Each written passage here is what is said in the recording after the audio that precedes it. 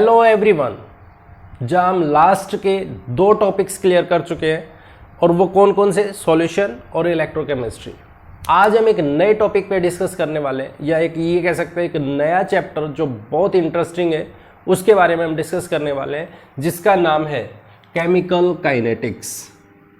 Chemical kinetics. सबसे पहली बात आज हम जो डिस्कस करेंगे वो इस केमिकल काइनेटिक्स में इसके बेसिक इंट्रोडक्शन के बारे में बात करेंगे, ताकि जिससे हमें यह समझ में आएगा काइनेटिक्स होता क्या है, या क्यों हम इसको काइनेटिक्स को पढ़ना चाहते हैं, क्या क्या इसमें चेंजमेंट होता है, क्या क्या हमें रीड करना है, वो सब चीजें हम केमिकल काइनेटिक्स में पढ़ेंगे। सबसे पहली बात, जो केमिकल काइनेटिक्स है वो एक प्रैक्टिकल चैप्टर है, प्रैक्टिकल पे डिपेंड करने वाला है। ऐसा नहीं है कि उसको हम थ्योरेटिकली कोई भी कॉन्सेप्ट बनाया और वो दे दे, ये एक प्रैक्टिकल पे बेस्ड है। ठीक है, क्या होता है केमिकल काइनेटिक्स, क्या क्या हमें इसमें पढ़ना है, वो सब चीजें हम आज जो बेसिक इंट्रोडक्शन है उसके बारे में आज हम बात करेंगे। ठीक है, तो केमिकल काइनेटिक्स पढ़ने से पहले हम एक छोटा सा एग्जांपल ले लेते हैं जिसके बारे में हम डिस्कस करते हैं, और उसी से अगर वो एग्जांपल आपको बहुत अच्छे से समझ आता है तो हम बहुत आराम से ये कह सकते हैं कि हम काइनेटिक्स को पढ़ने के लिए तैयार हैं। ठीक है, तो सबसे पहले हम एक एग्जांपल लेते हैं, कॉमन सा एग्जांपल लेके देखते हैं। जैसे मान लो सपोज करो आप पहली बार चाय बनाना चाहते हो, आपने अभी तक चाय पी है, ठीक है चाय पी ली, लेकिन अभी तक आपने कभी बना के नहीं देखी है। आप क्या करोगे, अब बनाना सीखना चाहते हो कि चाय बनानी है मुझे, तो आपको सबसे पहला काम आपका क्या होगा कि आपको चाय बनाने के लिए क्या क्या चीजें रिक्वायर्ड है। जैसे आपकी मम्मा ने बोल दिया कि बेटा आप चाय बना के ले आओ, तो आप बोले ठीक है मैं बना लाऊंगा मम्मी, 1 मिनट में आया। ठीक है, आप चले गए, लेकिन अब आप जाके देखने लगे कि चाय बनती किस किस चीज से। आपने लिया दूध लिया, आपने देखा कि दूध ले लिया, भाई हमें चाय बनानी है तो चाय के लिए मेरे को दूध की जरूरत होती है जो मेरे पास घर में अवेलेबल है। ठीक है, चाय बनाने के लिए हमें शुगर की रिक्वायर्ड होती है, वो भी हमने देख लिया कि भाई शुगर रिक्वायर्ड है तो शुगर पड़ी है। ठीक है, चाय पत्ती की रिक्वायर्ड है, चाय पत्ती की रिक्वायर्ड है, बिल्कुल ठीक बात। और मेरे को पानी की भी रिक्वायर्ड है, इन सब चीजों की मुझे रिक्वायरमेंट है। मैंने इन सभी को बीकर में ले लिए, और बीकर में ले लिया तो अब मैं इनको यहां पे सबसे पहला तो हमारे दिमाग में एक ही चीज आएगी, ये है बहुत सारे ज्यादा अमाउंट में सारे अवेलेबल है, पानी खूब सारा है, चीनी खूब सारी है और चाय पत्ती भी खूब सारी है। क्या अब उसको सभी को मैं एक में डाल दूं, सभी चीजों को मिक्स कर दूं, तो क्या चाय बन जाएगी? नहीं बन सकती। क्यों नहीं बन सकती? क्योंकि मुझे सबसे पहले मेरे दिमाग में एक डाउट आएगा, और वो ये आएगा कि इसमें कितनी अमाउंट मुझे लेनी है, हर एक चीज की कितनी अमाउंट लेनी है। मुझे दूध कितना लेना है, चाय पत्ती कितनी लेनी है, कितनी में चीनी डालो उसमें, कितना में पानी डालो उसमें, तो मेरे पास में चाय एक अच्छी सी चाय बन के आ सके। सबसे पहला क्या है, जो कंसंट्रेशन में कितनी अमाउंट लेनी है, जो भी हम चाय बनाना चाह रहे हैं, चाहे मेरे को 1 कप बनाना हो, चाहे मेरे को 10 कप बनाने हो, तो सबसे पहले हमारे पास में ये डिसाइड करना है कि उसमें कंसंट्रेशन कितनी ले, मतलब अमाउंट कितनी ले। कंसंट्रेशन मतलब हम उसको साइंस के टर्म में बोल रहे हैं। ठीक है, चलो अब जैसे मैंने इनको डिसाइड कर लिया कि भाई मुझे इतने कप चाय बनानी है, ठीक है, उसके लिए मेरे को अगर मेरे को 3 कप चाय बनानी है तो चलो ठीक है, उसमें 2 कप मेरे को पानी दूध ले लिया, 1 कप मेरे को पानी मिल गया, ऊपर से मेरे को चीनी और उसमें चाय पत्ती मैंने ऐड करनी, मेरे को पता चल गया कि इतनी उसमें चीनी डालनी और इतनी चम्मच उसमें चाय पत्ती डालनी। ठीक है, उसके बाद जैसे ही मेरे को ये चीज पता चली कि भाई इतने इतने अमाउंट में मैंने ले लिए, अब मैं इनको रखे देखने लग रहा हूं, रखे हुए देखने लग रहे हैं कि चाय बन रही है, धीरे धीरे बन रही है, क्या बन थोड़ी रही है। क्यों, कैसे बनेगी? क्योंकि ये अलग रखे हुए, ये अलग रखे, ये अलग रखे, ये अलग रखे। इनमें कब चाय बनेगी? जब हम इन सभी को मिक्स करने की कोशिश करें। ये तो हमने सोचा ही नहीं था। कब सोचने को मिलेगा? जब हमारी मम्मा आई, आके बोली बेटा बन गई चाय, 10 मिनट हो चुके। मैंने कहा बन रही है, रखी हुई है। कहाँ बनी? कहाँ है, कहाँ चढ़ा कहाँ पे रखा है, कहीं नहीं। क्यों? क्योंकि सबसे पहली बात, मेरे पास में जो टेम्परेचर है वो नॉर्मल है। किस टेम्परेचर पे बनेगी, हमें ये जो चाय बनानी है वो किस टेम्परेचर पे बनेगी, सबसे पहली बात तो ये आएगी। मैं अब दोबारा से पूछने लगा कि मम्मा ये चाय किस टेम्परेचर पे बनेगी, तो उन्होंने बोला बेटा जब आप हीटिंग करोगे तब आपको चाय मिलनी स्टार्ट होगी कि भाई आप चाय बना सकते हो, हीट करना पड़ेगा, इसको उबालना पड़ेगा इसको। फिर हमारे दिमाग में आया कि ये कितने टाइम में बन जाएगी, तो उन्होंने कहा भाई 10 मिनट में बन जाएगी, 5 मिनट में बन जाती है, 10 मिनट में बन जाएगी। वो आप पे डिपेंड करता है आप कितनी देर में बनाना चाहते हो। तो सबसे पहले अब उन्होंने बताया कि जब तक आप इन कंपोनेंट्स को आपस में डिसोल्व नहीं करोगे, आपस में एक दूसरे में मिक्सअप नहीं करोगे, तो हम चाय नहीं बना सकते। उन्होंने कहा सबसे पहले आपको क्या लेना पड़ेगा, पानी लेना पड़ेगा। पानी ले लिया, ठीक है, पानी ले लिया। अब उसके बाद जब थोड़ा सा ये गर्म होगा आप इसको हीट करो, पानी को आप हीट करो, ठीक है। उन्होंने एक प्रोसीजर बताया, और वो प्रोसीजर क्या बताया, उन्होंने कहा कि जब आप इसको हीट करोगे तो हीट करने के बाद आप इसमें थोड़ी सी चाय पत्ती डालो, जो आपने चाय पत्ती ली है वो डाल दो, इसमें चीनी डाल दो, दोनों चीज़ों को डाल दो। जब आप इसमें कुछ टाइम के लिए आप इसको 5 मिनट जब आप इसको बॉयल करोगे, आप इसको हीटिंग करोगे, तब आप देखोगे इसमें कलर आएगा जो ब्लैकिश कलर होगा। अब वो जब कलर आ गया है, इसका कलर आया है, उसके बाद आप क्या करो, इसमें दूध डाल देना, दूध डाल दोगे। अब आप जब दूध डाल दोगे तो उसको अब आप 5 मिनट से 10 मिनट के बीच में आप उसको बॉयल करो, हीटिंग करो, तो आपको बहुत अच्छे से चाय मिल जाएगी। अब हमें क्या क्या देखो क्या चीजें सीखने को मिली, यहां से हमें ये चीजें पता चली। जब मैं इसको 0 पॉइंट से 5 मिनट तक, 0 मिनट से मतलब जब मैंने स्टार्ट किया इसको हीट करना स्टार्ट किया, तो 0 मिनट से 5 मिनट तक मैं कुछ टाइम पीरियड के लिए, अब मैं यहां पे एक एक्सपेरिमेंट करने की कोशिश कर रहा हूं। क्या एक्सपेरिमेंट? क्योंकि हमें सीखना है, वहां से मुझे कंक्लूजन निकालना है कि जब मैं 0 से 5 मिनट तक गया तो मेरे पास इसमें ऐसा कलर चेंज आया। क्या पहले वाटर का कोई कलर था? नहीं था, पहले वाटर कलरलेस था। क्या था वो? कलरलेस। लेकिन जैसे ही मैं 0 से 5 मिनट पे गया, इसका कलर कैसा हो गया? ब्लैकिश कलर हो गया। ब्लैकिश कलर हो गया क्यों? क्योंकि इसने चाय पत्ती ने अपना कलर छोड़ दिया। किसकी वजह से आया? वो चाय पत्ती की वजह से आया। मैंने ऑब्जर्व किया कि जब मैं इनिशियल पॉइंट पे था, मतलब रिएक्शन स्टार्ट नहीं की थी, उसको बोलते हैं हम 0 मिनट, ठीक है। उससे जब मैं 5 मिनट पे गया तब मेरे पास कलर चेंज आ गया और वो ये आया, ठीक है, आ गया। उसके बाद जब मैं 5 मिनट से 10 मिनट पे जाके देखूंगा, जहां पे मेरे को चाय मिलेगी उसका कलर अलग होगा, डिफरेंट कलर होगा। क्या चेंजमेंट आ रहा है? क्या चेंजमेंट आया? उसके कलर में चेंज आया। किसके हिसाब से आया? टाइम पीरियड के हिसाब से। एक इंटरवल ऑफ टाइम पे ये चेंजमेंट हो रहा है। उस चाय में ऐसा कलर होगा जब हम इसको 6 मिनट पे जब हम इसको दूध मिक्स करेंगे तो उस कलर को और अलग डिफरेंट कलर देखने को मिलेगा। उसके बाद हमें और अलग कलर देखने को मिलेगा। हम इसको फर्दर हीटिंग कर रहे हैं तो उसके बाद हमें और कलर देखने को मिलेगा। किसकी रिस्पेक्ट में निकाल रहे हैं हम? टाइम की रिस्पेक्ट में। हम ये चीज सारी की सारी ये चेक कर रहे हैं, वो टाइम पे कर रहे हैं। तो हमें यहां से बहुत सारी चीजें सीखने को मिली। क्या क्या? सबसे पहली चीज क्या कि कोई भी जो कंपोनेंट है, जैसे मैंने यहां पे रिएक्शन ली है, उसमें कंसंट्रेशन कितनी लेनी पड़ेगी, अमाउंट कितनी लेनी पड़ेगी। सबसे पहली बात तो मेरे दिमाग में यही आई। कितना उसके लिए टेम्परेचर चाहिए, कितना टेम्परेचर चाहिए कि मेरी रिएक्शन हो जाए, मेरे पास में ये चाय बन जाए। मेरे को कितना टेम्परेचर चाहिए? मैं उसको नॉर्मल टेम्परेचर पे रखता हूं तो नहीं होती है। कितना टेम्परेचर चाहिए मुझे कि मेरी रिएक्शन हो? कितना प्रेशर चाहिए मुझे कि मेरी रिएक्शन हो?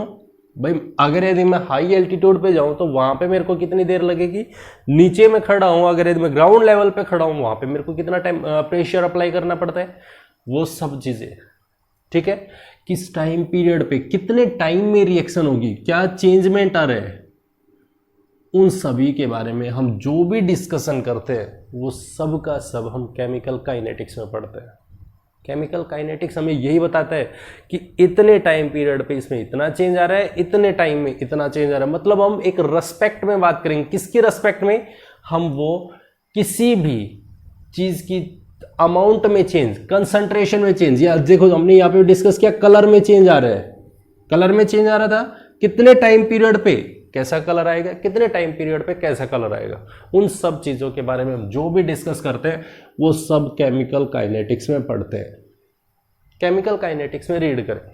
ठीक है, अब सबसे बड़ी बात ये आती है कि केमिकल काइनेटिक्स को अगर यदि हम अब इसी को एक एग्जाम्पल में कन्वर्ट करें, जहां पे हम बहुत अच्छे से एक एग्जाम्पल जानते हैं, हम बहुत अच्छे से पढ़ते आए हैं, और वो ये कि सपोज करते मेरे पास में जो वाटर बनता है, वाटर बनता है वो किससे बना? O2 plus H2 gives H2।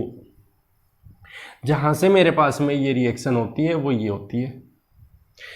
Ammonia बनता है वो N2 प्लस H2 से बनता है, बहुत अच्छे से हम जानते हैं NH3 बनता है ट्वाइस ऑफ दिस और थ्राइस ऑफ दिस, बहुत अच्छे से जानते हैं हम इन रिएक्शंस को, और बहुत नॉर्मली हम ये रिएक्शन बहुत अच्छे से, कॉम्बिनेशन रिएक्शंस है, बहुत अच्छे से हमें बार बार डिस्कस करवाया जाता है, पढ़ते बिल्कुल।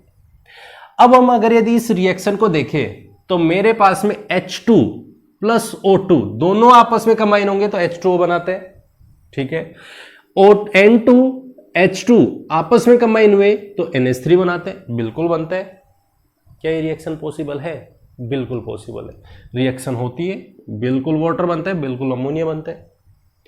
कब होती है ये रिएक्शन, कब होंगी, इनके लिए क्या कंडीशन होगी, क्या कंडीशन होनी चाहिए? क्या मेरे पास में H2 और O2 दोनों के दोनों आपस में एक दूसरे के कांटेक्ट में आते रिएक्शन कर देंगे? हमें क्या पता चलेगा कब होंगी? अगर ऐसा पॉसिबल है कि अगर हाइड्रोजन ऑक्सीजन के कांटेक्ट में आ गया तो तुरंत वाटर दे देता है, तो फिर तो हमारे एटमॉस्फेयर में ऑक्सीजन भी है और हमारे एटमॉस्फेयर में H2 भी है, दोनों आपस में कंबाइन करेंगे सब वाटर बन गया।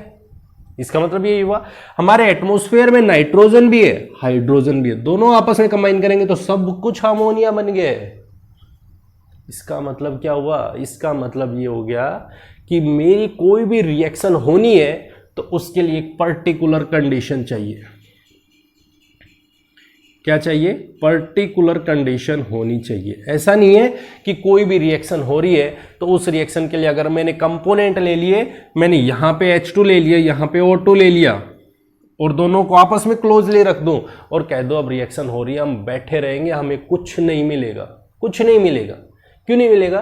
क्योंकि अगर मेरे को इनकी रिएक्शन करवानी है तो किसी एक पर्टिकुलर कंडीशन पे करवानी है, और पर्टिकुलर कंडीशन का मतलब क्या हो गया कि मेरे को उसके लिए टेम्परेचर भी प्रोवाइड करना पड़ेगा, उसके लिए मुझे प्रेशर भी प्रोवाइड करना पड़ सकता है, मुझे उसके लिए कंसंट्रेशन को भी देखना पड़ेगा कि कितनी अमाउंट में लेना है। जैसे हम यहां पे बात कर रहे हैं 2 मोल H2 ले रहे हैं, वो 1 मोल ऑक्सीजन के साथ कंबाइन हो रहे हैं तो मेरे पास 2 मोल H2O बन रहे हैं।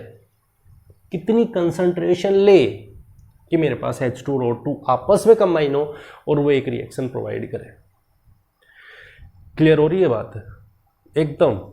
मेरे को ये चीज पहचाननी है और यही सब चीजें हमें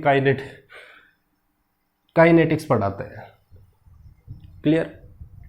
तो हमारे पास जो भी कंडीशंस में चेंजमेंट, हम क्या कलर चेंज देख रहे हैं, किस टाइप का, इसमें कंसंट्रेशन को चेंज करने पे या कंसंट्रेशन को वेरी करवाने पे जो भी हम पढ़ेंगे वो सब चीजें हम काइनेटिक्स में पढ़ेंगे। मतलब ओवरऑल अगर यदि हम व्यू देखें तो हमारे पास में एक ही बात निकल के आती है, chemical kinetics is a practical concept.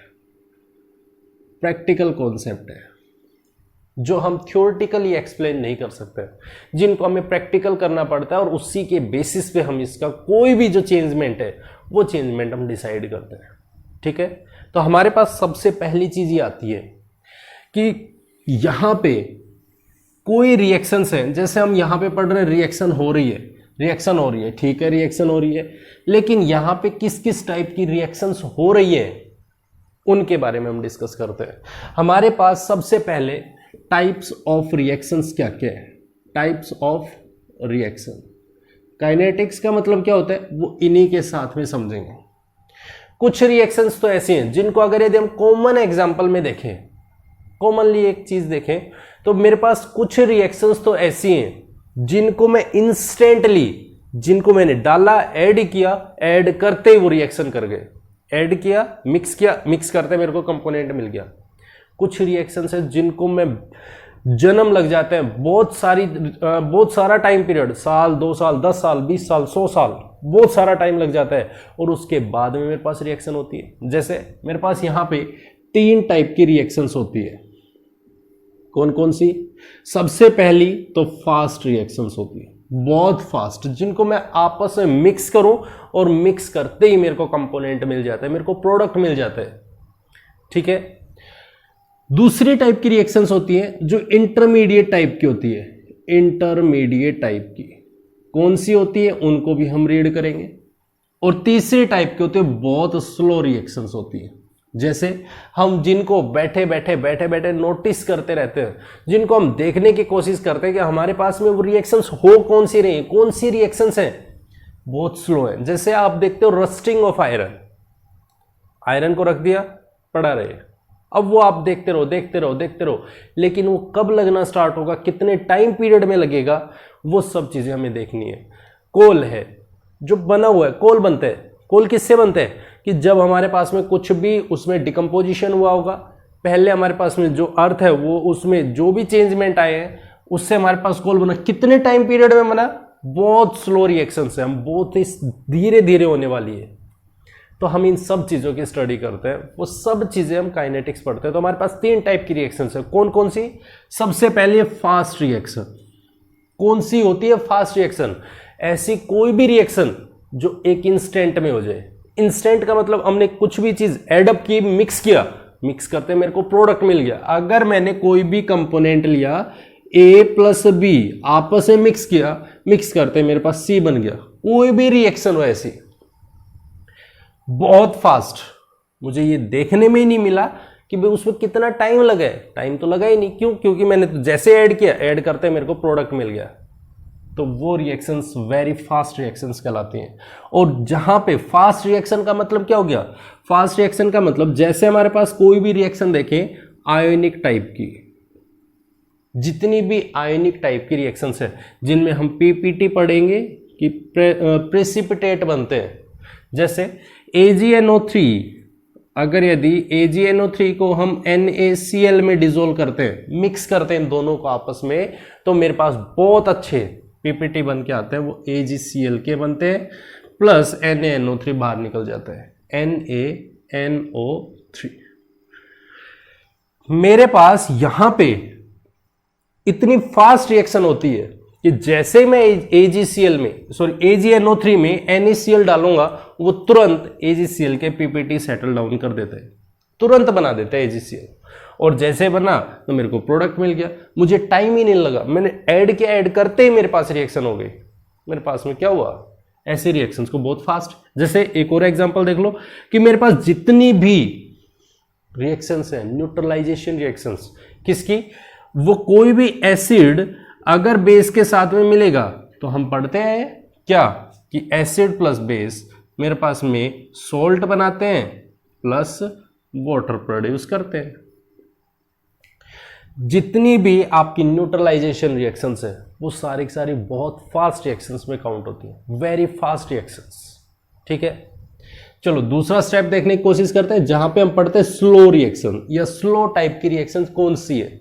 Slow reactions का मतलब है जिन रिएक्शंस को होने के लिए बहुत लंबा टाइम पीरियड स्पेंड करना पड़ता है। बहुत लंबा टाइम पीरियड का मतलब कि मुझे ये चेक करने पड़ेगा कि कितनी देर लगेगी, बैठे रहेंगे, नोटिस कर रहे हैं, कोई चेंज आ रहा है, तो वो रिएक्शंस जिनको हम मतलब यूं लगा लो कि हम बैठे अगले जन्म में, अगली जनरेशन, उससे अगली जनरेशन, वो सब उसको देख सकती है। उसको देखने के लिए हम अगर यदि अब कोई रिएक्शन स्टार्ट कर रहे हैं तो उसको हमारी पता नहीं कौन सी पीढ़ी उस रिएक्शन के प्रोडक्ट को देख सके, उनको बोलते हैं बहुत ही स्लो रिएक्शन।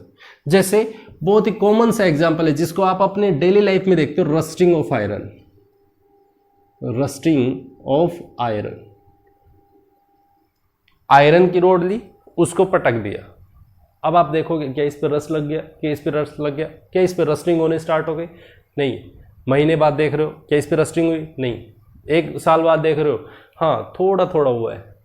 2 साल बाद देखो, 10 साल बाद देखोगे, मतलब बहुत ही स्लो रिएक्शन है जिसमें हमें बहुत ज़्यादा टाइम पीरियड स्पेंड करना पड़ता है।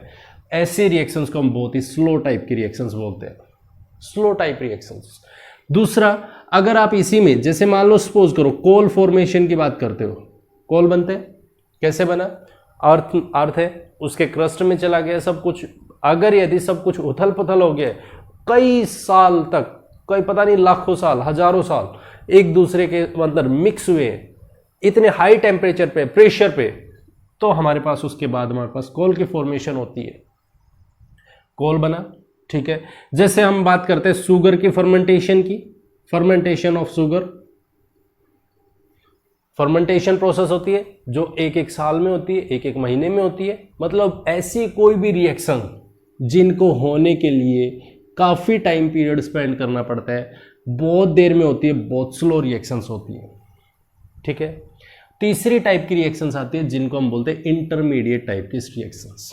इंटरमीडिएट का मतलब हो गया ऐसी रिएक्शंस जिसमें हमें टाइम पीरियड लगता है, ना उनमें ज़्यादा लगता है जहाँ पे हम स्लो रिएक्शंस के लिए पढ़ रहे हैं, और ना उनमें बहुत ही कम लगता है। मतलब उनके जो चेंजमेंट है उनको हम नोटिस कर सकते हैं, समझ सकते हैं। अब एक तो यहां पे था, मैंने जैसे ही ऐड किया मेरे को प्रोडक्ट मिल गया, मैंने ऐड किया प्रोडक्ट मिल गया, ऐड किया प्रोडक्ट मिल गया। क्या इसमें कोई टाइम पीरियड का चेंजमेंट आ रहा है? नहीं आ रहा है। मैंने जैसे उसमें ऐड किया, ऐड करते मेरे को प्रोडक्ट मिल गया। तो मैं ऐसी रिएक्शंस के बारे में इतनी अच्छे से स्टडी नहीं कर सकता हूं। हालांकि अब एपरेटस आ रहे हैं जिनको हम बहुत आराम से देख सकते हैं, नोटिस कर सकते हैं, मेजर कर सकते हैं फास्ट रिएक्शंस को, लेकिन फिर भी हम इनका भी इतना यूज नहीं पढ़ते। काइनेटिक्स में हम इनका भी यूज इतना नहीं पढ़ेंगे। हम उसमें ये भी नहीं है कि बैठ के सिर्फ उसको नोटिस कर रहे हैं, नोटिस कर रहे हैं उसको भी हम नहीं पढ़ेंगे। हम सिर्फ और सिर्फ रिएक्शन जो पढ़ेंगे अपने इस चैप्टर में वो पढ़ेंगे इंटरमीडिएट रिएक्शंस। इंटरमीडिएट का मतलब जो इसके और इनके दोनों के बीच में टाइम पीरियड रखते हैं कि इतने टाइम पीरियड में मेरी इतनी रिएक्शन हो रही है, ये रिएक्शन हो रही है, उन सबको हम पढ़ते हैं इंटरमीडिएट रिएक्शन। जैसे हम इसका एग्जांपल देखें तो हम बहुत अच्छे से जानते हैं, जैसे शुगर है, अगर हम उसको वाटर में डिसॉल्व करते हैं, शुगर है, सुक्रोज है, अगर हम उसको वाटर में डिसॉल्व करते हैं C12H22O11, जैसे हमने इसको वाटर में डिसॉल्व किया, वाटर में डिसॉल्व करते C6H12O6 बना प्लस C6H12O6 बना, मेरे पास 2 ग्लूकोज मॉलिक्यूल बन गए, ग्लूकोज बन गए। क्या किया हमने? Hydrolysis of glucose. हम इसमें ये चेंजमेंट चेक करते हैं, उसमें हम ये चेक करते हैं कि कितने टाइम पीरियड पे क्या चेंज हो रहा है, क्या क्या डिसोसिएशन हो रहा है, किस तरीके से डिसोसिएशन हो रहा है, किस तरीके से उनकी कंसंट्रेशन में चेंज आ रहा है, वो सब चीज़ें हम इंटरमीडिएट रिएक्शन में पढ़ते हैं। जैसे हम एस्टर की फॉर्मेशन पढ़ते हैं, एस्टर की फॉर्मेशन, या हम ये कह सकते हैं एस्टर का हाइड्रोलिसिस पढ़ते हैं C2H5 COOCH3, मान लो ऐसा कोई एग्जांपल है जहां पे हम इसका हाइड्रोलिसिस पढ़ेंगे, वो भी हम इनमें डिस्कस करेंगे बहुत अच्छे से, जिनको हम बोलते हैं C2H5 COOH, जिसने हमारे पास कार्बोक्सिलिक एसिड प्रोवाइड किया प्लस मिथेनॉल प्रोवाइड कर दिया। हम ऐसी रिएक्शंस को हम डील करेंगे जिसको हम बोलते हैं इंटरमीडिएट रिएक्शंस। ठीक है, जिसमें हम ये चेक करेंगे कि मेरे पास में किसी भी एक टाइम पीरियड पे इतनी देर में ये रिएक्शन हो रही है, इतने टाइम पीरियड पे ये रिएक्शन हो रही है। क्लियर? तो हम इसमें जो भी डिस्कस करेंगे वो सारे का सारा इंटरमीडिएट रिएक्शंस के लिए पढ़ेंगे। केमिकल काइनेटिक्स हमें इंटरमीडिएट रिएक्शन के हर स्टेप के बारे में एक्सप्लेन करते हैं। ठीक, बात क्लियर है? तो अभी हम क्या पढ़ने वाले हैं, अभी हम इसके नेक्स्ट स्टेप पे चलते हैं। सबसे पहली चीज तो ये आती है कि हम क्या चीज पढ़ना चाह रहे हैं, क्या होता है काइनेटिक्स, इसका मतलब समझ लेते हैं। काइनेटिक्स का मतलब क्या है? देखो, सबसे पहली चीज ये है, अगर मेरे को कोई भी रिएक्शन, कोई भी हम रिएक्शन लेते हैं, काइनेटिक्स का मतलब ये है कि मान लो सपोज करो मेरे पास कोई भी एक रिएक्शन है, अगर मेरे पास कोई भी रिएक्शन है तो उसमें क्या है, रिएक्शन में मेरे पास एक तो रिएक्टेंट होता है और वो रिएक्टेंट डिसोसिएट होता है या एसोसिएट होता है या कुछ भी होता है उस रिएक्टेंट में, वो क्या प्रोड्यूस करता है, प्रोडक्ट की फॉर्मेशन करता है, प्रोडक्ट की फॉर्मेशन करते हैं।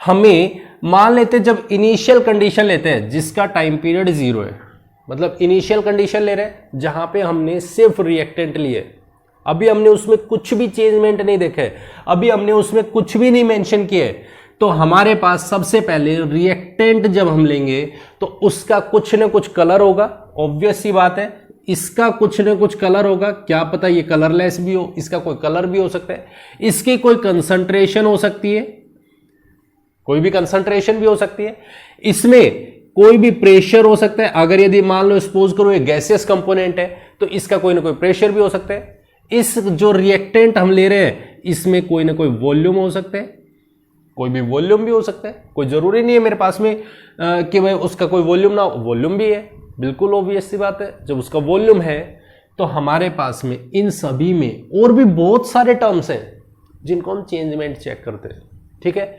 अब ये रिएक्टेंट हमारे पास प्रोड्यूस क्या कर रहा है, प्रोडक्ट बनाने लग रहा है, प्रोडक्ट बना रहे, इस प्रोडक्ट का कोई ना कोई कलर होगा, भाई कोई ना कोई तो कलर आएगा ही आएगा, तभी तो हमें पता चलेगा कि मेरा प्रोडक्ट बने, ऐसा तो है नहीं कि भाई हम बिना किसी कलर के या बिना कोई भी कंसंट्रेशन चेंज के कोई रिएक्शन कर ही नहीं सकते। भाई इनिशियली मेरे पास में अगर यदि मैं सभी चीज़ों को देखूँ, दूध है, पानी है, मेरे को चीनी मिली है और जो चाय पत्ती है, उनमें उनका कोई ना कोई कंसंट्रेशन होगा, और जब मैं उससे प्रोडक्ट बनाऊंगा, जब मेरी चाय बन के आएगी तो उसका कोई अलग कंसंट्रेशन होगा, उसमें कोई अलग क्वांटिटी होगी, तो मैं उन सभी का चेंजमेंट, वो सब चीज़ें क्या कंसंट्रेशन है, कंसंट्रेशन में चेंजमेंट हो सकता है, क्या मेरे पास में उसका प्रेशर हो सकता है, क्या उसका वॉल्यूम हो सकता है, इन सब चीज़ों को यहां से यहां पे पहुंचने में मेरे को कितना चेंज आया है, क्या चेंज आया है, किस में चेंज आया है, मेरे पास में रिएक्टेंट में, मेरे पास में प्रोडक्ट बनने के लिए जितना भी चेंज आएगा किस में आएगा, किसकी रेस्पेक्ट में आएगा, वो रेस्पेक्ट में आएगा टाइम की रेस्पेक्ट में।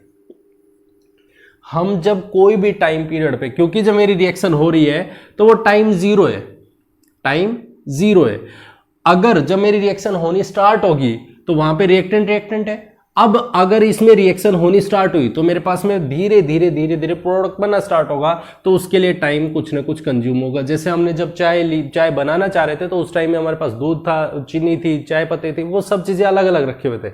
अब मैंने उसको जैसे मिक्स किया, उसको हीटिंग करनी स्टार्ट की, तो मेरे पास में जब वो चाय बनेगी तो उसके लिए हम टाइम पीरियड तो चलाना स्टार्ट कर चुके हैं कि भाई 1 मिनट हो चुकी है, 2 मिनट हो चुकी है, 3 मिनट हो चुकी है, किसकी रेस्पेक्ट में निकाल रहे हम, तो वो रेस्पेक्ट है हमारे पास में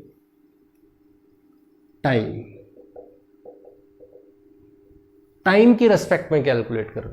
और जो टाइम के रेस्पेक्ट में चेंज होता है, change with respect to time, change with respect to time, इसी को हम बोल देते हैं रेट। अगर किसी भी चीज में कोई भी चेंजमेंट आता है विद रेस्पेक्ट टू टाइम, क्या कहलाता है, वो रेट कहलाता है। जैसे मैं अगर मान लो सपोज करो मैं यहां से यहां पे खड़ा हूं, अगर मैं यहां पे हमारा घर है और यहां पे स्कूल है, अगर यदि हम यहां से यहां पे चल के जा रहे हैं तो मैं यहां से जब चलना स्टार्ट करूंगा तो उस टाइम में मेरे को 8 बजे मान लो सपोज करो, तो वो मेरे पास टाइम पीरियड 0 है, और मैं यहां से यहां पे जाता हूं तो मेरे को 15 मिनट लग जाते हैं। डिस्टेंस कितनी है, दैट इज हाफ किलोमीटर। तो मैं 0 किलोमीटर से अब मैं हाफ किलोमीटर की डिस्टेंस में जब मैं चल के जाऊंगा तो उस टाइम में मेरे को कितना टाइम पीरियड स्पेंड करना पड़ेगा, वो 15 मिनट्स का। तो अगर मैं इस तरीके से, तो मैं क्या कह सकता हूं, अगर किसी ने मेरे से पूछा कि आप अपनी रेट बताओ, किस रेट से चल के गए, कितनी आपकी स्पीड है, तो मैं क्या करता हूं, स्पीड को क्या बोलूंगा, distance upon time, distance upon time. यही तो हम बोल रहे हैं कि कितना उसकी डिस्टेंस में चेंज आ रहा है, कितना उसका टाइम पीरियड में चेंज आ रहा है। तो हम ये सब चीजें फिजिक्स में भी पढ़ते हैं, रेट, ठीक है, तो रेट के जो भी टाइम पीरियड की रेस्पेक्ट में, टाइम के रेस्पेक्ट में जो भी चेंजमेंट आता है, चाहे उसकी चेंजमेंट कलर में हो, change in colour with respect to time, change in concentration with respect to time, change in pressure with respect to time, change in volume with respect to time, इन सभी को हम क्या बोलते हैं? रेट। अब किस में चेंज आ रहा है? वो मेरे पास किसी भी एक रिएक्शन में चेंज आने लग रहा है, क्योंकि मेरी रिएक्शन है, यहां पे रिएक्शन क्या हो रही है? रिएक्टेंट टू प्रोडक्ट जा रहा है, और जब रिएक्टेंट टू प्रोडक्ट जा रहा है तो मेरे पास ये एक रिएक्शन है, और रिएक्शन है तो इसका मतलब ये रेट किसका है? किसका रेट है? ये मेरे पास रेट है, वो रेट ऑफ रिएक्शन है। तो हमारे पास अगर सिंपल भाषा में ये बोला जाए, केमिकल काइनेटिक्स है क्या चीज? केमिकल काइनेटिक्स क्या है? हम क्या चीज कैलकुलेट करना चाहते हैं, क्यों पढ़ना चाह रहे हैं? तो हमारे पास अगर यदि सिंपली बोला जाए तो रेट ऑफ रिएक्शन को कैलकुलेट करना चाहते हैं हम। केमिकल काइनेटिक्स, इसका मतलब ये है कि हम कोई भी रिएक्शन है, उस रिएक्शन में मोमेंट देखना चाहते हैं। मोमेंट, मोमेंट का मतलब क्या? उसमें चेंजमेंट आ रहे हैं, किसकी रेस्पेक्ट में निकालना चाहते हैं? With respect to time. जो हम कैलकुलेट करते हैं वही मेरे पास में केमिकल काइनेटिक्स कहलाता है। और केमिकल काइनेटिक्स में हम सिंपली अगर यदि हम देखें तो रेट ऑफ रिएक्शन को पढ़ते हैं, रेट ऑफ रिएक्शन को पढ़ते हैं कि भाई हमारे पास में किस स्पीड से ये क्या क्या उसमें चेंजमेंट आ रहा है, टाइम पे इतना चेंज आए, इतने टाइम पे इतना चेंज आए, उन सब चीज़ों को हम केमिकल काइनेटिक्स में पढ़ेंगे। बात क्लियर हुई? समझ में आया क्या है केमिकल काइनेटिक्स? क्यों पढ़ते हम? क्योंकि हमारे पास सबसे ज़्यादा इंपॉर्टेंट बनता है। अगर यदि हम ये नहीं पढ़ते, केमिकल काइनेटिक्स नहीं बनता, तो हम बैठे रहते, इंतजार में बैठे रहते कि मेरे पास ये रिएक्शन होगी, ये रिएक्शन होगी, ये रिएक्शन होगी, हम रखे रखते, हमें पता ही नहीं चलता कि उसमें क्या चेंजमेंट आएगा, कब चेंज आएगा। हम बहुत लंबे टाइम के लिए उस रिएक्शन को कभी कर ही नहीं पाते। तो यहां से हमें टाइम पीरियड के साथ में उसमें चेंजमेंट पता चलता है, और वो चेंजमेंट हमारी रिएक्शन से प्रोडक्ट बनाने के लिए सबसे ज़्यादा यूजफुल होते हैं। बात क्लियर हो गई? बात क्लियर हुई? सबसे पहले आपका काम है इसको, रिएक्शन को, या हम ये बोलते हैं केमिकल काइनेटिक्स के मीनिंग को समझना। इसका जो इंट्रोडक्शन है उस पार्ट को हम डिस्कस कर रहे थे, जहाँ पे हम बात कर रहे थे कि क्या काइनेटिक्स है, क्यों पढ़ रहे हैं हम उसे, क्या जरूरत थी हमें केमिकल काइनेटिक्स बनाने की। क्लियर? इन सब चीज़ों की डीलिंग हम केमिकल काइनेटिक्स में करेंगे। क्लियर? तो आज से हम केमिकल काइनेटिक्स पढ़ रहे हैं, और इसका बिल्कुल बेसिक से, बिल्कुल स्टार्टिंग से और बिल्कुल जीरो लेवल से हम चलने की कोशिश करेंगे, और बिल्कुल ही कोई भी डाउट ना छोड़ने के साथ में, कोई भी प्रॉब्लम ना बचे, हम वो पूरी कोशिश करेंगे कि आपको एक एक कॉन्सेप्ट यहीं पे क्लियर हो जाए। ठीक है? उसी के साथ में अगर आपको कोई भी प्रॉब्लम आती है, कोई भी टॉपिक में कोई भी डाउट आता है, वो आप कमेंट बॉक्स में भी मेंशन कर सकते हो, वो आप डायरेक्टली मैसेज करके भी पूछ सकते हो। ठीक है? तो ये था हमारा आज का लेक्चर, जिसमें हमने बात की basic introduction of chemical kinetics, why we require chemical kinetics, how can we study chemical kinetics, मतलब डिफरेंट टाइप के क्वेश्चंस जो हमारे दिमाग में अराइज होते हैं, उन सब चीज़ों के बारे में हमने डिस्कस किए। नेक्स्ट वीडियो में हम इसी के आगे डिस्कस करेंगे कि किस टाइप की ये रेट्स हैं, वो कितने टाइप्स की होती है, इन रेट्स को हम कैसे कैलकुलेट करते हैं, वो सब चीज़ें हम आगे डिस्कस करेंगे। ठीक है? तो ये था हमारा आज का लेक्चर। आई होप आप लोगों को ये पसंद आया होगा। अगर यदि पसंद आया है तो इसे लाइक, कमेंट और शेयर जरूर करें, और अगर चैनल को अभी तक सब्सक्राइब नहीं किया है तो चैनल को सब्सक्राइब जरूर करें। Thank you very much and have a nice day.